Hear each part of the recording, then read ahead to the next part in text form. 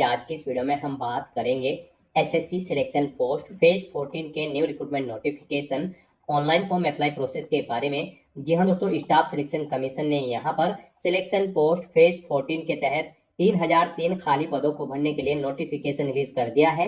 कैसे आप इस भर्ती में पार्टिसिपेट करने के लिए अपने फॉर्म अप्लाई कर सकते हो बिना कोई मिस्टेक किए हुए, इसकी पूरी जानकारी हम आपको स्टेप बाय स्टेप रजिस्ट्रेशन से लेकर प्रिंट तक इस वीडियो में देंगे। बस आपको इस वीडियो को स्किप के बिना शुरू से लेकर एंड तक देखना है। उसके बाद वीडियो पसंद आए तो इसे लाइक और शेयर कर दें।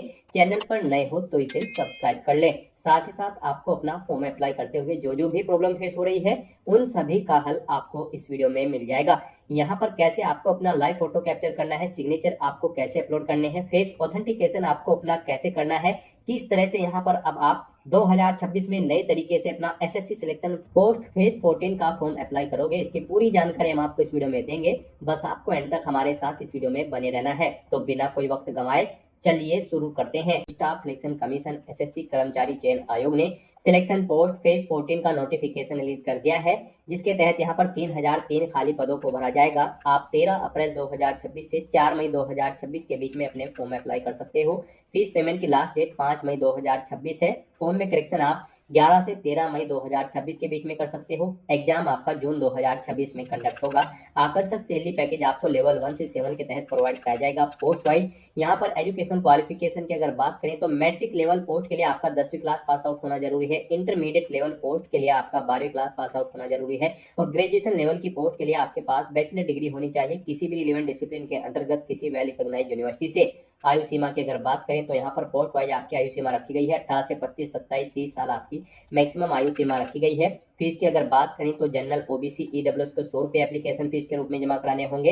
एससी, एसटी, पीएच और वुमेन कैंडिडेट के लिए कोई फीस नहीं है। फीस का अमाउंट आप ऑनलाइन मोड से जमा करा सकते हो, debit card, credit card, net banking या फिर यूपीआई के माध्यम से। सिलेक्शन आपका कंप्यूटर बेस्ड एग्जामिनेशन के आधार पर होगा। आप ऑल इंडिया से ऑनलाइन मोड में अप्लाई कर सकते हो। उसके लिए आपको इस पेज को नीचे स्क्रॉल डाउन करना है, इंपोर्टेंट लिंक सेक्शन में आना है, ऑफिशियल नोटिफिकेशन पीडीएफ लिंक पर क्लिक करके इस भर्ती के नोटिफिकेशन को ओपन कर लेना है और इसमें से आपको पूरी डिटेल रीड कर लेनी है। यहाँ पर आपको सभी डिटेल्स प्रोवाइड कर दी गई है, जैसे कि क्या पोस्ट के नाम है, कितने उनके लिए नंबर ऑफ वैकेंसीज है, किस डिपार्टमेंट में किस रीजन में वैकेंसीज निकली है, कैसे आप अप्लाई कर सकते हो, कब से कब तक आप अप्लाई कर सकते हो, क्या आपका एलिजिबिलिटी क्राइटेरिया होना चाहिए। पूरी जानकारी आपको इस नोटिफिकेशन में दे दी गई है। आप सभी डिटेल्स यहाँ से रीड करें, उसके बाद अपने फॉर्म अप्लाई कर लें। फॉर्म अप्लाई करने के लिए भी आपको हमारी वेबसाइट के इसी पेज पर ही अप्लाई ऑनलाइन का लिंक दिया गया है। जैसे ही आप इस लिंक पर क्लिक करेंगे आपके सामने यहाँ पर एसएससी का ये पोर्टल ओपन होगा। गाइस यहाँ पर आने के बाद आपको इस वेबसाइट के टॉप पर ही लॉगिन और रजिस्टर की ये टैब दी गई है, आपको इस पर क्लिक करना है। उसके बाद आपके सामने ये पॉपअप शो होगा। यहाँ पर अगर आपने पहले से रजिस्ट्रेशन कर रखा है और अपनी आधार इनेबल प्रोसेस कंप्लीट कर रखी है तो यहाँ पर बस अब आपको अपना रजिस्ट्रेशन नंबर एंटर करना है, अपना पासवर्ड आपको एंटर करना है, ये कैप्चा कोड आपको यहाँ पर एंटर करना है और लॉगिन की इस टैब पर क्लिक करते हुए आपको अपने डैशबोर्ड में लॉगिन कर लेना है और वहां से अपना फॉर्म अप्लाई करना है। गाइस हम आपको बता दें यहाँ पर एसएससी ने आधार इनेबल प्रोसेस कर दिया है। जी हाँ दोस्तों, यहाँ पर अब आपको अपना आधार वेरीफाई करना मस्ट है। बिना उसके यहाँ पर अब आप एसएससी की किसी भी भर्ती के लिए फॉर्म अप्लाई नहीं कर पाओगे। तो अगर आपने अपनी आधार प्रोसेस कंप्लीट कर रखी है तो आप लॉगिन करके फॉर्म अप्लाई कर सकते हो। और अगर आप एसएससी की किसी भी भर्ती के लिए फर्स्ट टाइम अप्लाई करने जा रहे हो या फिर आप नए सिरे से रजिस्ट्रेशन करना चाहते हो तो यहाँ पर आपको न्यू यूजर रजिस्टर नाउ का ये लिंक दिया गया है। आपको रजिस्टर नाउ के इस लिंक पर क्लिक करना है। उसके बाद आपके सामने यहाँ पर रजिस्ट्रेशन का प्रोसेस स्टार्ट हो जाएगा। यहाँ से आप अपना एसएससी की वेबसाइट पर वन टाइम रजिस्ट्रेशन कर सकते हो। यहाँ पर आने के बाद हम आपको बता दें आपको 4 स्टेप कंप्लीट करने हैं, आपका ओटीआर कंप्लीट हो जाएगा। सबसे पहले यहाँ पर आपको अपनी पर्सनल डिटेल देनी है, फिर आपको अपना पासवर्ड यहाँ पर क्रिएट करना है, अपनी एडिशनल डिटेल देनी है, उसमें आपको अपनी नेशनलिटी, एड्रेस और एजुकेशनल क्वालिफिकेशन की डिटेल देनी होगी। फिर यहाँ पर आपको अपनी डिटेल्स को डिक्लेयर करते हुए अपना रजिस्ट्रेशन कंप्लीट कर लेना है। तो इन 4 स्टेप्स को कंप्लीट करते हुए यहाँ पर आपको अपना ओटीआर कंप्लीट करना है। उसके लिए यहाँ पर अब आपको कंटिन्यू की स्टेप पर क्लिक कर देना है। जैसे ही आप स्टेप पर क्लिक करेंगे आपके सामने यहाँ पर रजिस्ट्रेशन का फॉर्म स्टार्ट हो जाएगा।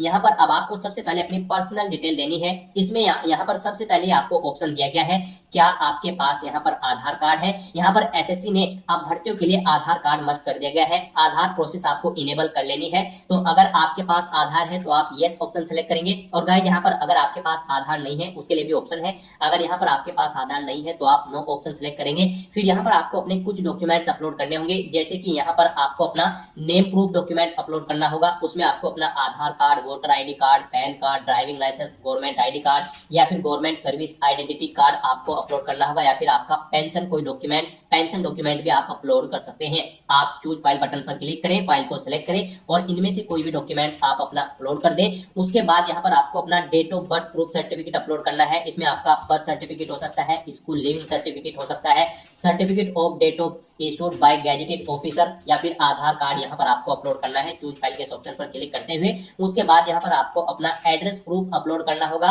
यहाँ पर ये डॉक्यूमेंट आपको उन केस में अपलोड करने हैं अगर आपके पास आधार नहीं है।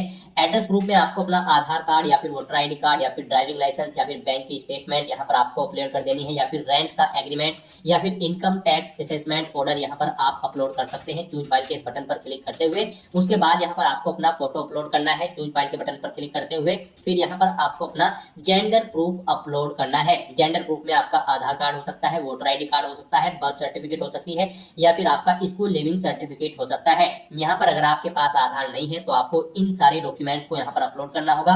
बेस्ट है यहाँ पर आपके पास आधार है तो आप आधार की डिटेल दें। यहाँ पर मोस्टली इंडिया में सभी के पास अब आधार अवेलेबल है, तो यहाँ पर आपको यस का ऑप्शन सिलेक्ट करना है do you have a Aadhaar card में। और उसके बाद यहाँ पर गाइड आपको अपना आधार नंबर यहाँ पर एंटर करना है। वही नंबर एक बार फिर से आपको एंटर करके उसे वेरीफाई कर लेना है। फिर यहाँ पर आपको अपने आधार को प्रमाणित करने के लिए डिटेल्स यहाँ पर रीड कर लेनी है। हिंदी में अगर आप इसे रीड करना चाहते हैं तो स्विच टू हिंदी के ऑप्शन पर क्लिक करें और हिंदी में आप इसे रीड कर लें। और अगर आप सुनना चाहते हैं तो यहाँ पर आपको स्पीकर के इस ऑप्शन पर क्लिक करना है और इस डिटेल को सुन लेना है। और उसके बाद गाइड यहाँ पर आपको इस चेकबॉक्स को ओके करना है और फिर यहाँ पर आपको सेंड ओटीपी के इस ऑप्शन पर क्लिक कर देना है। फिर आपके रजिस्टर्ड मोबाइल नंबर पर जिससे आपका आधार लिंक है उस पर एक ओटीपी आएगा, वो ओटीपी आपको यहाँ पर एंटर करना है। और फिर गाइड आपको वेरीफाई ओटीपी के ऑप्शन पर क्लिक करके अपना आधार वेरीफाई कर लेना है। फिर आपके सामने यहाँ पर शो हो जाएगा आपका आधार सक्सेसफुली वेरीफाइड हो चुका है। ग्रीन कलर में आपको वेरीफाइड का ऑप्शन यहाँ पर मिल जाएगा। उसके बाद गाइड यहाँ पर आपको अपना नाम एंटर करना है अपनी 10वीं की मार्कशीट के अकॉर्डिंग। फिर आपको वही नाम एक बार फिर से एंटर करके वेरीफाई कर लेना है। फिर आपसे पूछा गया है कि क्या आपने कभी अपना नाम चेंज किया है। अगर किया है तो आप यहाँ पर यस ऑप्शन सेलेक्ट करें और फिर वो चेंज नेम यहाँ पर आप एंटर करें। फिर उसे एक बार फिर से एंटर करके वेरीफाई कर ले। और अगर आपने अपना नाम कभी चेंज नहीं किया है तो यहाँ पर आपको नो ऑप्शन ही सिलेक्ट रहने देना है। उसके बाद यहाँ पर आपको अपना जेंडर सिलेक्ट करना है, आप मेल हो, फीमेल हो या फिर ट्रांसजेंडर, आप अपने अकॉर्डिंग ऑप्शन सिलेक्ट करें। दोबारा से अपना जेंडर सिलेक्ट करके उसे वेरीफाई कर ले। फिर यहाँ पर आपको अपनी डेट ऑफ बर्थ सिलेक्ट कर लेनी है इस कैलेंडर में से। यहाँ पर आपको अपनी ये डेट ऑफ बर्थ अपनी 10वीं की मार्कशीट के अकॉर्डिंग सिलेक्ट करनी है। वही डेट ऑफ बर्थ आपको एक बार फिर से सिलेक्ट कर लेनी है कैलेंडर में से वेरिफिकेशन के लिए। फिर यहाँ पर आपको अपने फादर का नाम एंटर करना है। उसके बाद यहाँ पर आपको अपने फादर का नाम एक बार फिर से एंटर करके उसे कंफर्म कर लेना है। फिर आप अपनी मदर का नाम एंटर करें, अपनी मदर का नाम एक बार फिर से एंटर करके उसे कंफर्म कर ले। आपके फादर और मदर का नेम भी आपकी 10वीं की मार्कशीट के अकॉर्डिंग होना चाहिए और इनके नाम से पहले मिस्टर, मिसेस, श्रीमती, लेट या फिर डॉक्टर नहीं लगाना है आपको। उसके बाद यहाँ पर आपको अपना 10वीं क्लास का एजुकेशन बोर्ड सिलेक्ट करना है, किस बोर्ड से आपने यहाँ पर अपनी 10वीं क्लास पास आउट की है। उसके बाद यहाँ पर आपको उसे दोबारा से सिलेक्ट करके कंफर्म कर लेना है जिस बोर्ड से आपने अपनी 10वीं क्लास यहाँ पर पास आउट की है। उसके बाद गाइस यहाँ पर आपको अपनी 10वीं क्लास का रोल नंबर देना है, एक बार फिर से उसे एंटर करके कंफर्म कर लेना है। फिर पासिंग ईयर आपको सिलेक्ट कर लेना है, किस ईयर में आपने अपनी 10वीं क्लास पास आउट की है। हाईएस्ट क्वालिफिकेशन क्या है आपकी, 10वीं, 12वीं, ग्रेजुएशन, पोस्ट ग्रेजुएशन, आप अपने अकॉर्डिंग यहाँ पर ऑप्शन सिलेक्ट करें। फिर यहाँ पर आप दोबारा से अपनी हायर क्वालिफिकेशन सिलेक्ट करें। उसके बाद यहाँ पर आपको अपना मोबाइल नंबर और ईमेल आईडी एंटर करनी है और इन्हें यहाँ पर आपको वेरीफाई कर लेना है। इनके सामने आपको सेंड ओटीपी का ऑप्शन दिया गया है, आप सेंड ओटीपी के ऑप्शन पर क्लिक करें। उसके बाद आपके रजिस्टर्ड मोबाइल नंबर और ईमेल आईडी पर ओटीपी आएंगे, वो ओटीपी आप यहाँ पर एंटर करके अपने मोबाइल नंबर और ईमेल आईडी को वेरीफाई कर लें। और उसके बाद गाइस यहाँ पर आप सेव एंड नेक्स्ट के ऑप्शन पर क्लिक कर दें। इस तरह से यहाँ पर आपकी पर्सनल डिटेल सक्सेसफुली सेव हो जाएगी। उसके बाद यहाँ पर आपको एक रजिस्ट्रेशन नंबर प्रोवाइड करा दिया गया है। यह रजिस्ट्रेशन नंबर आपको केयरफुली नोट डाउन करके रख लेना है फ्यूचर यूज के लिए। यह रजिस्ट्रेशन नंबर आपकी रजिस्टर्ड मोबाइल नंबर और ईमेल आईडी पर भी सबमिट कर दिया गया है, तो आप इसे केयरफुली नोट डाउन करके रखें फ्यूचर यूज के लिए। और यहाँ पर अब आपको कंटिन्यू के इस ऑप्शन पर क्लिक कर देना है। नेक्स्ट आपके सामने कुछ इस तरह से इंटरफेस ओपन होगा। अब यहाँ पर आपको जो रजिस्ट्रेशन नंबर मिला है वो रजिस्ट्रेशन नंबर आपको एंटर करना है। उस रजिस्ट्रेशन नंबर के साथ साथ ही आपके ईमेल आईडी और मोबाइल नंबर पर एक पासवर्ड भी आया होगा। वो पासवर्ड यहाँ पर आपको एंटर करना है। उसके बाद आपको ये कैप्चा कोड यहाँ पर एंटर करना है और फिर गाइस यहाँ पर आपको साइन इन के इस ऑप्शन पर क्लिक कर देना है। नेक्स्ट यहाँ पर आपको अपना पासवर्ड चेंज करना है। यहाँ पर अब आपको सबसे पहले अपना ओल्ड पासवर्ड एंटर करना है, वो वाला पासवर्ड जो आपके रजिस्टर्ड मोबाइल नंबर और ईमेल आईडी पर आया है आपके रजिस्ट्रेशन नंबर के साथ। और उसके बाद यहाँ पर आपको अपना नया पासवर्ड क्रिएट करना है। यहाँ पर इस पासवर्ड को क्रिएट करने के लिए आपको गाइडलाइन दी गई है। आपका पासवर्ड कम से कम 8 कैरेक्टर का होना चाहिए और ये अल्फा न्यूमेरिक फॉर्मेट में होना चाहिए। मींस आपके पासवर्ड में कम से कम एक अपर केस कैरेक्टर, एक लोअर केस कैरेक्टर, एक इंटीजर नंबर, एक स्पेशल कैरेक्टर जैसे कि @ या फिर डॉलर होना चाहिए। तो इस फॉर्मेट में यहाँ पर आपको अपना पासवर्ड क्रिएट करना है। वही पासवर्ड आपको कंफर्म पासवर्ड फील्ड में एंटर करना है। उसके बाद यहाँ पर आपको एक सिक्योरिटी क्वेश्चन सिलेक्ट करना है। यहाँ पर आप कोई भी सिक्योरिटी क्वेश्चन सिलेक्ट करें, उसका आंसर दें। फिर यहाँ पर आप दूसरा सिक्योरिटी क्वेश्चन सिलेक्ट करें और फिर उसका आंसर यहाँ पर आप दें। और उसके बाद गाइस यहाँ पर आप सेव एंड नेक्स्ट के इस ऑप्शन पर क्लिक कर दें। इस तरह से यहाँ पर आपका पासवर्ड चेंज हो जाएगा। फिर आपके सामने कुछ इस तरह से इंटरफेस ओपन होगा। अब यहाँ पर आपको दोबारा से अपना रजिस्ट्रेशन नंबर एंटर करना है, अपना पासवर्ड आपको एंटर करना है। नया पासवर्ड जो आपने चेंज किया है वो पासवर्ड यहाँ पर आपको एंटर करना है। ये कैप्चा कोड आपको यहाँ पर एंटर करना है और उसके बाद गाइस आपको लॉगिन के इस ऑप्शन पर क्लिक कर देना है। तो लॉगिन करने के बाद अब यहाँ पर आपको अपनी एडिशनल डिटेल्स प्रोवाइड करानी है। सबसे पहले यहाँ पर आपको अपनी कैटेगरी सिलेक्ट कर लेनी है, किस कैटेगरी से आप बिलोंग करते हैं। फिर यहाँ पर आपको अपनी कैटेगरी दोबारा से सिलेक्ट करके उसे वेरीफाई कर लेना है। फिर आपको अपनी नेशनलिटी यहाँ पर सिलेक्ट कर लेनी है। यहाँ पर सिटीजन ऑफ इंडिया अगर आप इंडिया से हैं। उसके बाद अगर आप नेपाल, भूटान या फिर टाइबेटियन हैं तो यहाँ पर आप अपने अकॉर्डिंग ऑप्शन सेलेक्ट करें। यहाँ पर अगर आप अदर कंट्री से हैं तो फिर यहाँ पर आपको अपने नेशनलिटी की डिटेल देनी है। और अगर आप इंडिया से हैं तो यहाँ पर आप इंडिया सेलेक्ट करें, फिर आपको ये डिटेल नहीं देनी है। उसके बाद यहाँ पर आपसे पूछा गया है कि क्या आपकी बॉडी पर कहीं कोई कट या तिल का निशान है, तो उस पैलेस का नाम यहाँ पर आप एंटर करें। नहीं है तो यहाँ पर आप नो मार्क एंटर कर दें। उसके बाद आपसे पूछा गया है कि क्या आप PWBD कैंडिडेट हैं। अगर है तो यहाँ पर आप यस ऑप्शन सेलेक्ट करें और फिर अपनी डिसेबिलिटी का टाइप सेलेक्ट करें और फिर यहाँ पर आपको अपना डिसेबिलिटी सर्टिफिकेट नंबर देना होगा अगर आप PWBD कैंडिडेट हैं। और अगर नहीं है तो यहाँ पर आप नो ऑप्शन सेलेक्ट करें, आगे की डिटेल आपको डिसेबल कर दी जाएगी। उसके बाद यहाँ पर आपको अपना परमानेंट एड्रेस एंटर करना है। फिर यहाँ पर आपको अपना परजेंट एड्रेस एंटर करना है और अगर आपका परजेंट एड्रेस आपके परमानेंट एड्रेस के अकॉर्डिंग सेम है तो यहाँ पर आप यस के इस ऑप्शन पर क्लिक करेंगे। ऑटोमेटिकली आपका परजेंट एड्रेस आपके परमानेंट एड्रेस के अकॉर्डिंग फिल हो जाएगा। उसके बाद यहाँ पर गाइस आपको सेव एंड नेक्स्ट के इस ऑप्शन पर क्लिक कर देना है। आपकी एडिशनल डिटेल सक्सेसफुली सेव करने के बाद आपको डिक्लेरेशन सेक्शन में रिडायरेक्ट कर दिया जाएगा। यहाँ पर आने के बाद आप अपने रजिस्ट्रेशन फॉर्म का प्रीव्यू भी चेकआउट कर सकते हो। आप प्रीव्यू OTR के ऑप्शन पर क्लिक करें और अपने रजिस्ट्रेशन फॉर्म का प्रीव्यू चेकआउट कर लें और उसका प्रिंट आउट भी आप ले सकते हो। और फिर यहाँ पर अब गाइस आपको आई एग्री के चेकबॉक्स को ओके करना है और उसके बाद आपको डिक्लेयर के ऑप्शन पर क्लिक कर देना है। इस तरह से यहाँ पर आपका SSC one time registration successfully complete हो चुका है। आपको आपके डैशबोर्ड में डायरेक्ट कर दिया गया है। फिर यहाँ पर आपको आपके डैशबोर्ड में लाइव एग्जामिनेशन के स्टेप पर क्लिक करना है। उसके बाद आपके सामने यहाँ पर आपको SSC सिलेक्शन पोस्ट फेज 14 का ये सेक्शन मिलेगा। यहाँ पर SSC सिलेक्शन पोस्ट फेज 14 की इस भर्ती पर अप्लाई करने के लिए गाइड अब आपको अप्लाई के स्टेप पर क्लिक करना है। फिर आपके सामने कुछ जनरल इंस्ट्रक्शंस ओपन होंगे, आपको इन्हें केयरफुली रीड आउट कर लेना है। पेज को नीचे स्क्रॉल डाउन करना है और उसके बाद फिर आपको फिल फॉर्म के इस ऑप्शन पर क्लिक करना है। फिर यहाँ पर आपको आपकी पर्सनल डिटेल ऑटोमेटिकली फिर मिलेगी। जब आपने रजिस्ट्रेशन किया था वहाँ पर आपने जो अपनी डिटेल प्रोवाइड कराई थी उसमें से आपकी डिटेल फैच कर ली गई है। आपको सभी डिटेल्स केयरफुली चेकआउट करनी है। इस पेज को नीचे स्क्रॉल डाउन करना है और उसके बाद गाइस फिर आपको यहाँ पर नेक्स्ट के इस ऑप्शन पर क्लिक करना है। फिर यहाँ पर आपको अपनी कुछ एडिशनल इन्फॉर्मेशन प्रोवाइड करनी है। यहाँ पर आपसे पूछा गया है कि क्या आप एक सर्विस मैन है या फिर आप आर्म फोर्सेज में कार्यरत हैं। अगर हैं तो आप यस ऑप्शन सेलेक्ट करेंगे और ज्वाइनिंग डेट देंगे यहाँ पर आर्म फोर्सेज की, कब आपने ज्वाइन की थी। और अगर आप जॉब छोड़ चुके हैं तो फिर यहाँ पर डिस्चार्ज डेट आप सिलेक्ट कर लेंगे। इनके अकॉर्डिंग यहाँ पर आपकी सर्विस की लेंथ कैलकुलेट करके यहाँ पर आपको शो कर दी जाएगी। इस तरह से यहाँ पर आप अपनी EX सर्विस की डिटेल प्रोवाइड कर सकते हैं अगर आप EX सर्विस मैन हैं। और अगर आप नहीं है EX सर्विस मैन या फिर आर्म फोर्सेज में आप कार्यरत नहीं है तो फिर यहाँ पर आपको नो ऑप्शन सेलेक्ट करना है। फिर आपको कुछ भी डिटेल नहीं देनी होगी। उसके बाद आपसे पूछा गया है कि क्या आप गवर्नमेंट एम्प्लॉय हैं, सेंट्रल या फिर स्टेट गवर्नमेंट के। अगर है तो आप यस ऑप्शन सेलेक्ट करेंगे और फिर यहाँ पर आप मिनिस्ट्री का नाम या फिर डिपार्टमेंट का नाम या फिर ऑर्गेनाइजेशन का नाम देंगे जिसमें आप कार्यरत हैं। और अगर आप कार्यरत नहीं है स्टेट या सेंट्रल गवर्नमेंट में तो फिर सिंपली यहाँ पर आप नो ऑप्शन सेलेक्ट करेंगे। इस तरह से अपने डिटेल्स प्रोवाइड करने के बाद गाइस फिर आपको यहाँ पर सेव एंड नेक्स्ट के इस ऑप्शन पर क्लिक करना है। फिर यहाँ पर आपको अपनी एडिशनल इन्फॉर्मेशन का सेकंड पार्ट कंप्लीट करना है। इसमें आपको सबसे पहले अपने एग्जामिनेशन सेंटर सेलेक्ट करने हैं। यहाँ पर आप अपनी चॉइस के अकॉर्डिंग 3 एग्जामिनेशन सेंटर सेलेक्ट करें। यहाँ पर जिस सेंटर को आप फर्स्ट नंबर पर प्रेफरेंस देना चाहते हैं उसे फर्स्ट नंबर पर सिलेक्ट करेंगे, जिसे सेकंड और थर्ड पर रखना चाहते हैं उसे आप सेकंड और थर्ड पर सिलेक्ट कर लें। उसके बाद आपसे पूछा गया है कि क्या आप PWBD कैंडिडेट हैं और आपकी डिसेबिलिटी 40% से अबव है।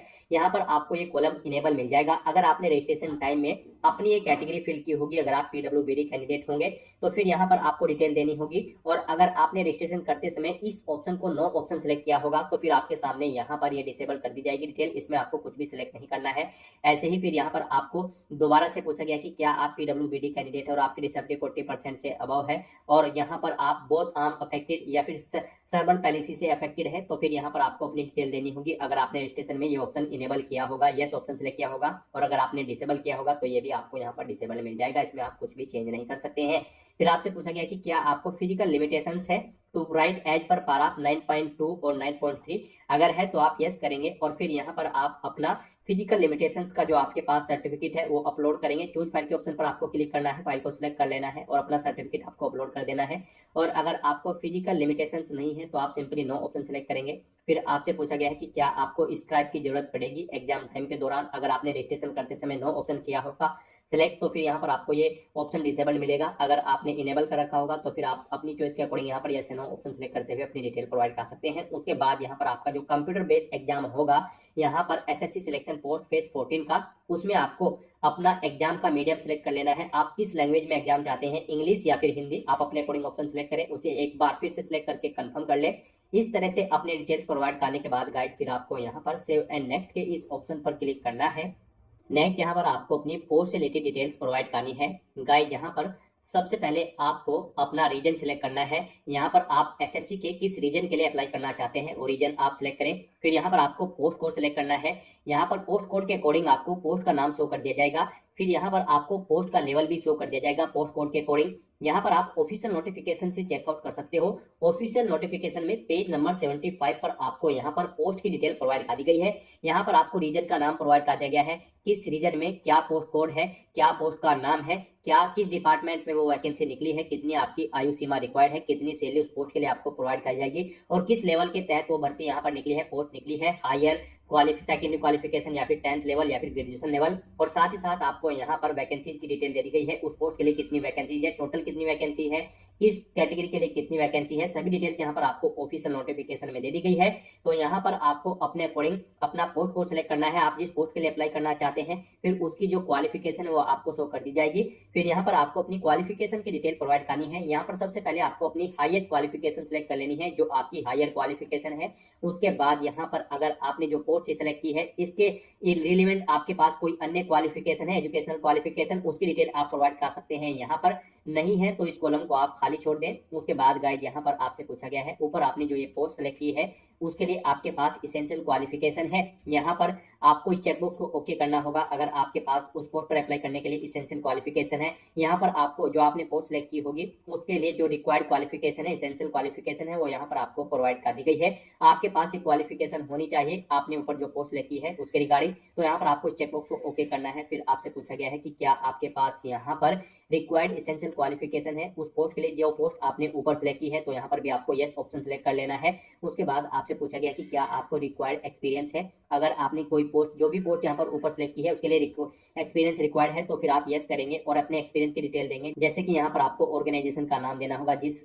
ऑर्गेनाइजेशन में आप कार्यरत थे, अपनी डेजिग्नेशन देनी होगी, नेचर ऑफ ड्यूटी देनी होगी, किस डेट से किस डेट तक आप कार्यरत थे वो डेट आपको सिलेक्ट कर लेनी होगी। यहाँ पर इस तरह से आप अपने एक्सपीरियंस की डिटेल प्रोवाइड कर सकते हैं। और अगर आपको एक से ज्यादा जगह वर्किंग एक्सपीरियंस है तो यहाँ पर आपको ऐड मोर के इस ऑप्शन पर क्लिक करना है। सेम ऐसी ही एक और रो यहाँ पर ऐड हो जाएगी और उसमें आप अपने एक्सपीरियंस की डिटेल यहाँ पर प्रोवाइड कर सकते हैं। और अगर आपको एक्सपीरियंस नहीं है और पोस्ट के लिए एक्सपीरियंस रिक्वायर्ड है तो आप नो ऑप्शन सेलेक्ट करेंगे, फिर आप एलिजिबल नहीं होंगे। और अगर किसी पोस्ट पर अप्लाई करने के लिए एक्सपीरियंस रिक्वायर्ड नहीं है तो फिर यहाँ पर आप नॉट एप्लीकेबल ऑप्शन सेलेक्ट करेंगे। उसके बाद यहाँ पर आपसे पूछा गया है कि क्या आप एज में रिलैक्सेशन चाहते हैं, अगर चाहते हैं तो यस ऑप्शन सेलेक्ट करें और फिर आप अपना एज रिलैक्सेशन कोड यहाँ पर सेलेक्ट कर लें जिसके अंतर्गत आप आते हैं। आप SC/ST है या फिर डिफेंस पर्सनल डिसेबल्ड कैंडिडेट है तो आप अपने अकॉर्डिंग ऑप्शन सेलेक्ट करेंगे। और अगर आप एज में रिलैक्सेशन नहीं चाहते हैं तो आप सिंपली नो ऑप्शन सेलेक्ट करेंगे, फिर आपको आगे की डिटेल नहीं देनी होगी। इस तरह से अपने डिटेल्स प्रोवाइड करने के बाद गाइड फिर आपको यहाँ पर सेव एंड नेक्स्ट के इस ऑप्शन पर क्लिक करना है। नेक्स्ट यहाँ पर आपको अपना फेस ऑथेंटिकेशन करना है, अपना लाइव फोटो आपको कैप्चर करना है और अपने सिग्नेचर यहाँ पर आपको अपलोड कर देने हैं। इस सेक्शन को कंप्लीट करने के लिए आपको अपना मोबाइल फोन यूज करना होगा। आप अपने गूगल प्ले स्टोर पर जाए मोबाइल फोन पर और फिर वहां पर आप माई एसएससी का ऐप डाउनलोड कर लें और उसे फिर आप इंस्टॉल कर लें। उसे इंस्टॉल करने के बाद गाइज आपको यहाँ पर अपनी एक और ऐप इंस्टॉल करनी होगी अपने मोबाइल फोन पर ही।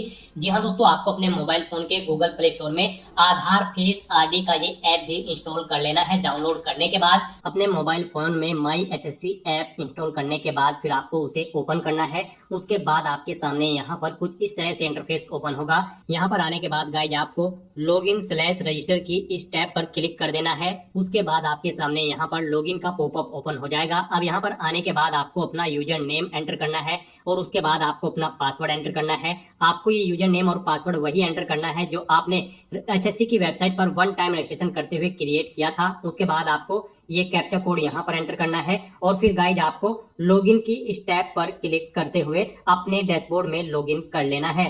फिर यहाँ पर आपका डैशबोर्ड आपके सामने शो हो जाएगा। यहाँ पर आने के बाद अब आपको डैशबोर्ड के इस ऑप्शन पर क्लिक करना है। यहाँ पर आने के बाद में आपको माई एप्लीकेशन की इस टैब पर क्लिक करना है। फिर यहाँ पर आपके सामने जो भी करंट में वैकेंसी चल रही है उनकी लिस्ट शो कर दी जाएगी। आप यहाँ पर एसएससी की जिस भी भर्ती के लिए अप्लाई करना चाहते हैं उसी भर्ती के लिए आपको कंटिन्यू की टैब पर क्लिक करना होगा। यहाँ पर आपको आपकी पर्सनल डिटेल शो कर दी जाएगी। इसी तरह से आपको एजुकेशनल डिटेल शो कर दी जाएगी। उसके बाद में एडिशनल इन्फॉर्मेशन शो कर दी जाएगी और उसके बाद में आधार ऑथेंटिकेशन वेरिफिकेशन की डिटेल शो की जाएगी। तो आपको सेव एंड नेक्स्ट की टैब पर क्लिक करते हुए step by step Aadhaar authentication verification के सेक्शन में आना होगा। यहाँ पर आने के बाद में आपको इस चेकबॉक्स को ओके करना होगा और यहाँ पर आधार फेस ऑथेंटिकेशन की टैब पर क्लिक करना होगा। आधार फेस ऑथेंटिकेशन की टैब पर क्लिक करने के बाद में आपको आधार फेस आरडी का एप्लीकेशन डाउनलोड करना है। अगर आपके मोबाइल में पहले से ही आधार फेस आरडी इंस्टॉल्ड है तो आपको डायरेक्टली अपना फेस ऑथेंटिकेट करना होगा। यहाँ पर आपको अपना फेस इस सर्कल में लाना होगा और अपनी आंखों को 2 बार ब्लिंक करना होगा तो आपका फोटो यहाँ पर ऑथेंटिकेट हो जाएगा। उसके बाद में आपको यहाँ पर सेव एंड नेक्स्ट की इस टैब पर क्लिक करना होगा। फिर यहाँ पर आपको अपना लाइव फोटो कैप्चर करना है और अपने सिग्नेचर अपलोड करने हैं।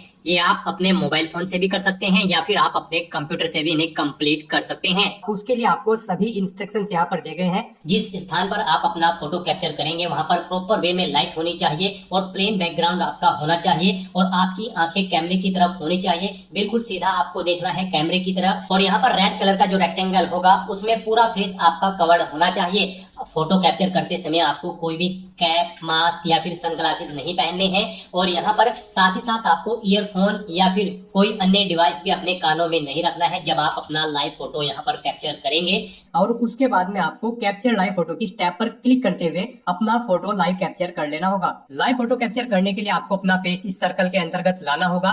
फोटो कैप्चर करने के लिए आपको अपना फेस इस तरह से लाना होगा जैसे कि आपका पासपोर्ट साइज फोटो होता है। फिर आपको इस ऑप्शन पर क्लिक करते हुए अपना फोटो कैप्चर कर लेना होगा।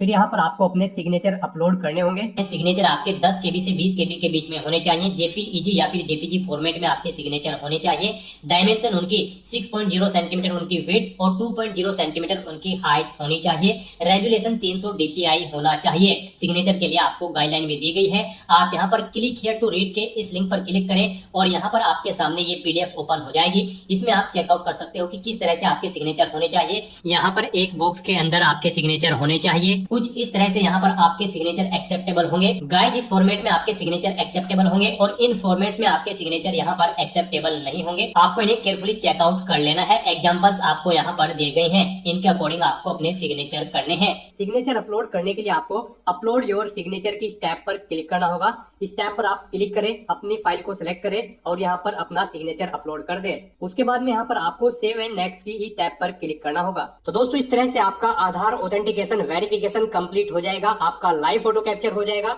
और आपके सिग्नेचर भी अपलोड हो जाएंगे। नेक्स्ट यहाँ पर आपको आपके एप्लीकेशन फॉर्म का पूरा प्रीव्यू शो कर दिया गया है। आपको सभी डिटेल्स केयरफुली चेकआउट करनी है। इस पेज को नीचे स्क्रॉल डाउन करना है। यहाँ पर अगर कोई मिस्टेक है तो आप गो बैक के इस लिंक पर क्लिक करके एडिट कर सकते हो और अगर सभी चीजें ओके हैं तो गाइस बस अब आपको यहाँ पर सेव एंड नेक्स्ट के इस ऑप्शन पर क्लिक करना है। फिर आपके सामने डिक्लेरेशन सेक्शन ओपन होगा। यहाँ पर आने के बाद आपको आई एग्री के चेकबॉक्स को ओके करना है। ये कैप्चा कोड आपको यहाँ पर एंटर करना है और उसके बाद सबमिट के इस ऑप्शन पर क्लिक करना है। इस तरह से यहाँ पर आपका एप्लीकेशन फॉर्म सक्सेसफुली सबमिट हो जाएगा अगर आप रिजर्व कैटेगरी से बिलोंग करते हैं। और अगर आप अनरिजर्व कैटेगरी कैंडिडेट हैं तो पहले यहाँ पर आपको 100 रुपये एप्लीकेशन फीस के रूप में जमा कराने होंगे, जो कि आप debit card, credit card, net banking या फिर यूपीआई के माध्यम से जमा करा सकते हो। उसके बाद अनरिजर्व कैटेगरी कैंडिडेट का फॉर्म भी सबमिट हो जाएगा, उनके सामने भी कुछ इसी तरह से इंटरफेस ओपन हो जाएगा। यहाँ पर गाइड अब आपको प्रिंट एप्लीकेशन के इस ऑप्शन पर क्लिक करते हुए अपने एप्लीकेशन फॉर्म का एक हार्ड कॉपी या फिर सॉफ्ट कॉपी प्रिंट आउट ले लेना है, फ्यूचर यूज के लिए, फ्यूचर रेफरेंस के लिए। और गाइस यहाँ पर आप गो टू डैशबोर्ड के इस ऑप्शन पर क्लिक करके अपने डैशबोर्ड में जाकर अपने एप्लीकेशन फॉर्म का यहाँ पर स्टेटस चेकआउट कर सकते हो कि वो सक्सेसफुली सबमिट हो चुका है या फिर नहीं। यहाँ पर आपका फॉर्म तो सक्सेसफुली सबमिट हो चुका है, लेकिन इसका वेरिफिकेशन किया जाएगा। आपने जो डिटेल प्रोवाइड कराई है उनका वेरिफिकेशन यहाँ पर अभी पेंडिंग है। कुछ समय के बाद यहाँ पर आपको आपके एप्लीकेशन फॉर्म का स्टेटस शो कर दिया जाएगा जब आपका फॉर्म यहाँ पर सक्सेसफुली एक्सेप्ट कर लिया जाएगा। तो दोस्तों ऐसे आप एसएससी सिलेक्शन पोस्ट फेज 14 की इस भर्ती के लिए अपने फॉर्म अप्लाई कर सकते हो बिना कोई मिस्टेक किए हुए। आज की इस वीडियो में बस इतना ही। आई होप ये वीडियो आपको पसंद आई होगी। अगर पसंद आई हो तो इसे लाइक और शेयर करें, चैनल पर नए हो तो इसे सब्सक्राइब कर लें।